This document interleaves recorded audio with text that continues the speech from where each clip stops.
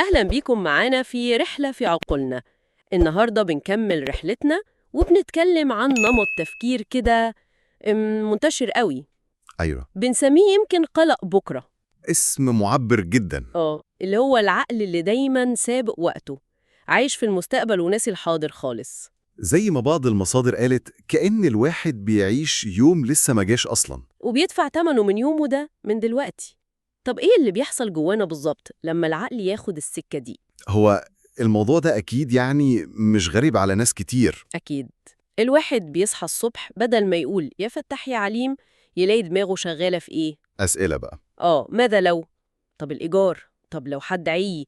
طب المشروع ده؟ طب لو خسرت كذا؟ لو سلسلة كده ملهاش آخر. ده مجرد تفكير زايد وخلاص ولا في حاجة أعمق؟ لا، هو بصراحة أكتر من مجرد تفكير زايد.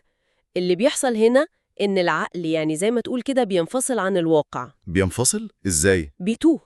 بيتوه في سيناريوهات وافتراضات للمستقبل. والمشكلة الأكبر إنها في الغالب سيناريوهات مش حلوة، سلبية ومخيفة يعني. بالظبط، كأنه بيبني عالم موازي كده كله قلق، ملوش دعوة باللحظة اللي احنا فيها دي أصلا. وده بنشوفه حوالينا فعلا. يعني المصادر اللي معانا ذكرت أمثلة من واقعنا. زي إيه مثلا؟ زي الأم اللي مثلا من نص الصيف تبتدي تحسب مصاريف دخول المدارس للسنة اللي بعدها. ياه، بدري قوي. وتنسى تستمتع بإجازة ولادها اللي هي فيها دلوقتي. أو الشاب اللي عنده فكرة مشروع حلوة قوي، تمام. بس خايف من الفشل المحتمل حتى لو احتمال بسيط. فالخوف ده يخليه واقف مكانه. بيشوف الخسارة أوضح من المكسب. بالظبط.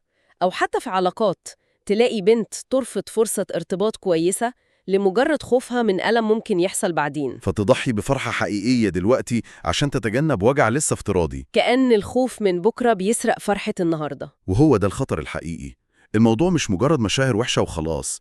حالة القلق المستمر ده ليها تبعات زي إيه؟ بتخلي الواحد عايش في عدم استقرار دايم، توتر مستمر، إرهاق ذهني وجسدي. حاسس إنه مهدد طول الوقت. أيوه، حتى لو مفيش خطر حقيقي.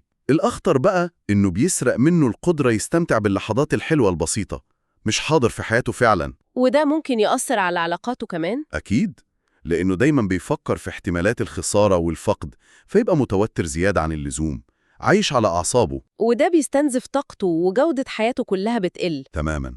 طيب لو ده كده التشخيص، إيه بقى روشتة العلاج؟ يعني في طريقة نرجع بيها العقل للحظة دي، نكسر الدايرة دي؟ هو البداية زي ما المصادر بتقترح في تغيير زاوية الرؤية نفسها. نغير تفكيرنا يعني؟ أيوة، بدل ما الواحد يركز كل طاقته على النتائج اللي هي في علم الغيب أصلا، يركز على الحاجة اللي في إيده فعلا. اللي هي إيه؟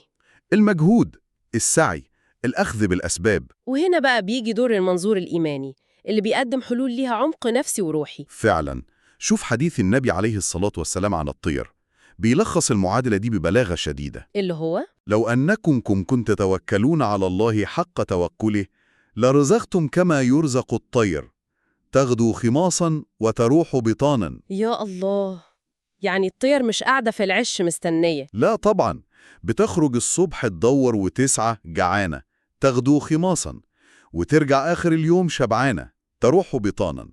عملت اللي عليها وتوكلت على الرازق. بالظبط. والقرآن الكريم بيأكد نفس المعنى ده في سورة العنكبوت. إيه؟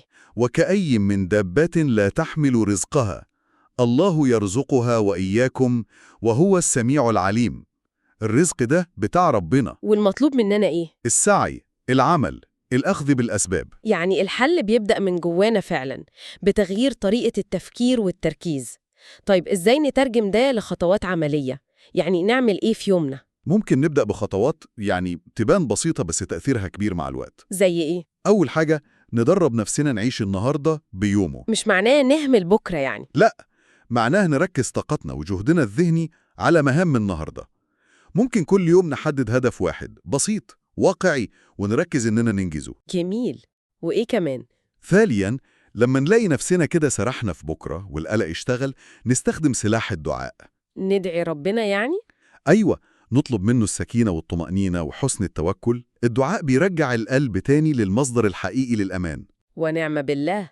ثالثاً، وده تمرين عملي جداً، نتفكر في النعم اللي عندنا دلوقتي. نركز على اللي موجود فعلا؟ بالظبط. لما الواحد يشوف اللي في إيده دلوقتي، مساحة الخوف من المجهول بتقل، بتيجي ثقة كده، ثقة في مين؟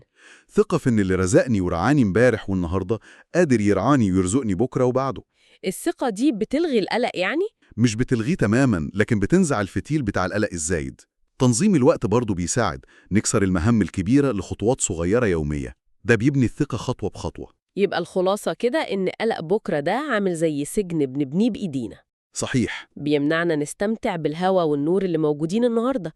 الحل في المعادلة البسيطة: اعمل اللي عليك في يومك ده، عيش اللحظة دي كويس. وسيب بكرة للي خلقه. تمام. ويبقى في سؤال أخير كده ممكن كل واحد فينا يفكر فيه مع نفسه.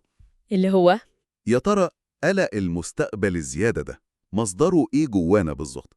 هل هو مجرد عادة تفكير اتعودنا عليها؟ ممكن. ولا جايز نتيجة ضغوط بنمر بيها؟ أو يمكن ليه جذور أعمق في تجاربنا الشخصية محتاجين نفهمها؟ يعني مجرد نقطة للتأمل. فعلا نقطة مهمة للتأمل. في الحلقة الجاية بإذن الله من رحلة في عقولنا هنكمل استكشافنا وهنتكلم عن نمط تفكير تاني برضو بيخلي الدماغ ما بتفصلش. ما بتهداش. العقل اللي بيفضل يحلل ويفكر ويفرك في كل صغيرة وكبيرة من غير لازمة، زي المروحة الشغالة على الفاضي. التفكير الزايد. بالظبط. الحلقة الجاية عنوانها هيكون عالق في التفكير. لو حسيت إن دماغك بتعمل كده أحياناً، يبقى الحلقة الجاية ممكن تهمك. شكراً لمتابعتكم.